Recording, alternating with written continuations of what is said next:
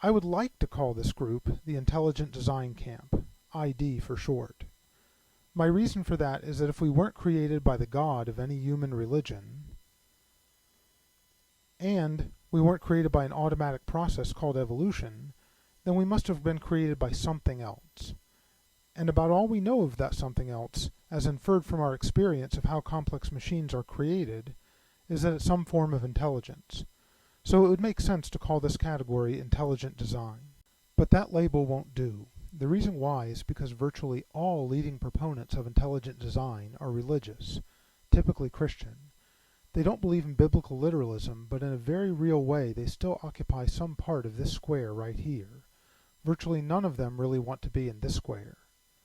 So the members of the ID camp pretty much sit on this fence here. They hop back and forth between these two squares as the occasion demands. When being accused of fundamentalism, they hang off of this side of the fence and say, no, we believe in intelligent design. We don't advance untenable Bible stories. But when being accused of being anti-religious, then they hang off of this side of the fence and say, no, we're Christian. We believe that the intelligent designer is the singular, omniscient, all-loving Sunday school God of Christianity. So we'll have to put ID here on this border and leave this square unnamed for the moment. Now it's time to talk about the real meat and potatoes of the ID movement. If all this movement was about was a minority of fundamentalists trying to distance themselves from the more scientifically absurd Bible stories and giving themselves a new name, intelligent design theorists, in the hopes of reviving their religion's social power over the science community, the scenario advanced by Eugenie Scott, for example, then I think the ID movement would have gone nowhere. Scott wants us to believe that ID is just a new name for the so-called creation science movement. But notice that the creation science movement's been around long before the ID movement, but it never had any serious social traction among even a minority of intellectuals, whereas ID does. Did the ID people achieve that traction just by giving themselves a new name and sacrificing a few more fundamentalist beliefs? I don't think so. ID has intellectual traction and social influence because there's some real content behind it that gives it that traction. So let's very briefly look at that content. The essential claims of ID in a nutshell are: 1. There's lots of evidence against religious fundamentalism, and lots of evidence for some aspects of Darwin's ideas, but virtually no evidence to support Darwin's key idea that random variation and natural selection have a building effect. And 2, random mutations don't provide natural selection with the material it needs to craft complex biological adaptations. The kinds of mutations required are virtually miraculous, and claiming that they happen by lucky chance is both an abandonment of science and even more an abandonment of Darwinism. The ID movement is founded on these two propositions, and the ease with which these propositions can now be demonstrated is what gives traction to the movement. Now, notice that I put ID right here and accuse them of fence riding. What is my justification for doing that? Well, I did it because this first clause, there's lots of evidence against religious fundamentalism, can be extended a lot further than most ID advocates would care to admit. The evidence from the world around us doesn't refute just the story of Genesis, the story of the apple and the snake in the Garden of Eden. It also heavily refutes the idea that our designers are a single person, the idea that our designers are omniscient, the idea that they're infinitely loving and that they watch over each and every one of us, etc., etc. And people in the anti-religion column, such as the atheist Darwinists, love to point this out at any opportunity. So how do the major ID proponents react to that? Sometimes they deflect it into the subject of biblical literalism, Genesis, etc., and proudly assert that they're not biblical literalists.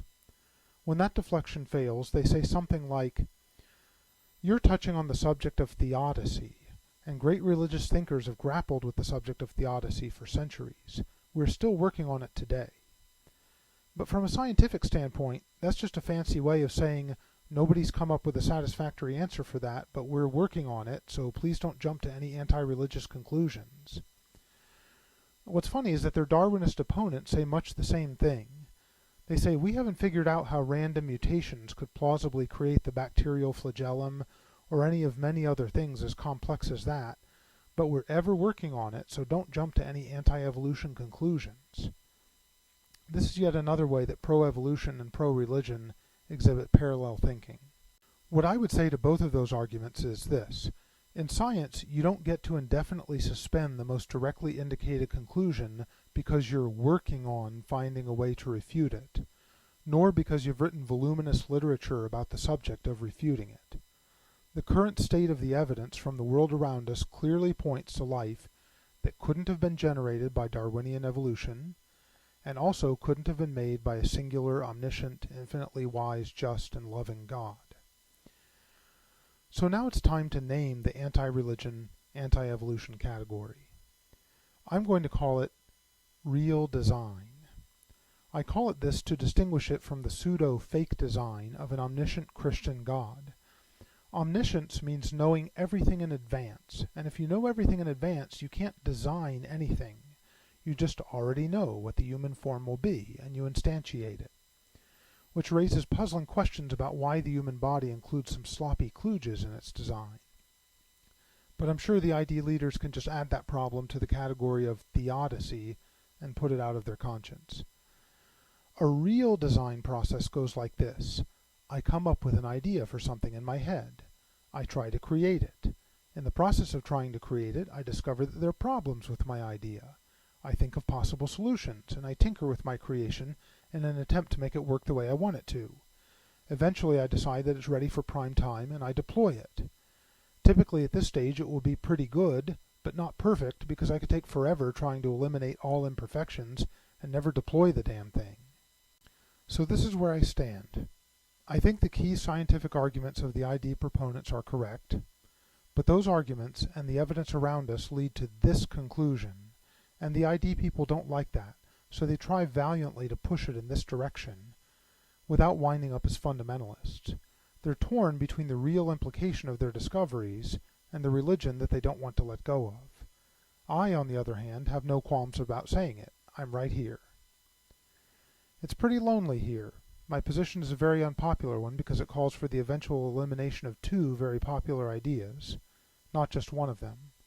And almost everyone who has a strong anti-religion motive finds Darwinism irresistible, whereas anyone who has a strong anti-evolution motive finds religion irresistible. Hardly any of them see anything to gain by occupying this square. What are my personal motives? Well, I'd like to say I don't have any, but maybe everybody thinks that. Maybe I just don't like authority, and religion and Darwinism represent two current forms of it. Or maybe the particular circumstances of my life have brought me to a stage where this position isn't unappealing. I'll leave it to others to judge my motivations. Trying to judge your own motivations is, I think, a futile exercise in circular reasoning. I want to do what I want to do, and deciding whether I'm wrong is for other people to do. My position is unpopular also because it contains some implications about why we're here that many people would find even more disturbing than atheism. So now, it's plug time. If you want to know more about those disturbing implications, and about this whole subject as seen without the ID leadership's pro-religion filters, then check out my book, Mechanism, The Ugly Truth That Nobody Wants to Know. That's all I've got. I hope you enjoyed it, and see you on the slopes.